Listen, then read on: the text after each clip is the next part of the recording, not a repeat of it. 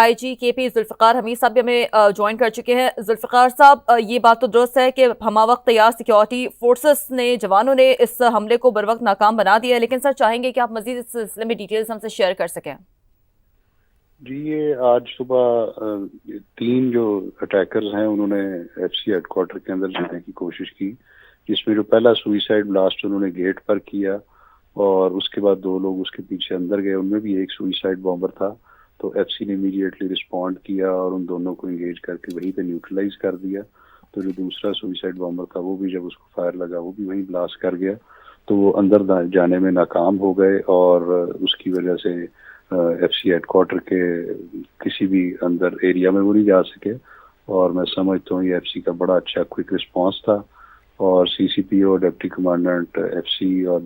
باقی جو ساری فورسز کے لوگ ہیں وہ وہاں پہ آن سائٹ ہیں اور پوری بلڈنگ اور اس کے ایریا کو کلیئر کر رہے ہیں۔ اس وقت ابھی تک کوئی اس میں ایسی فردر کوئی ایویڈنس نہیں ملی کہ وہاں پہ کچھ اور لوگ ہیں، تو اور جو ایریا ہے اس کو کارڈن آف کیا گیا ہے اور سرچ آپریشن اس میں جاری ہے۔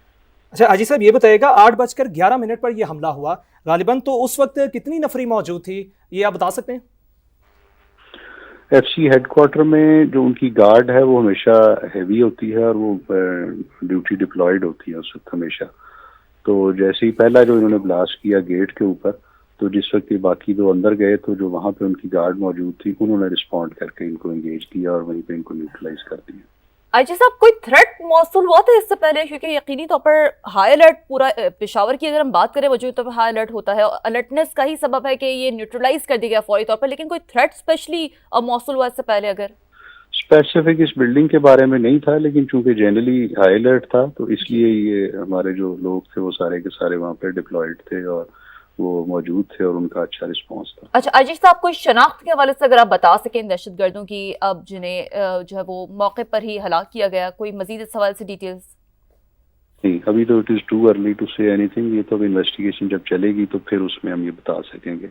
کہ ان کا کیا ہے، جو ان کے پارٹس ہمیں ملے ہیں ان کو ہم آئیڈینٹیفائی کریں گے انشاءاللہ۔ ٹھیک سر، کوئی تانے بانے اگر کسی خاص گروپ سے ملتے ہوں، کوئی اس حوالے سے اگر آپ بتا سکیں اپنی دانش کے مطابق آئی جی صاحف؟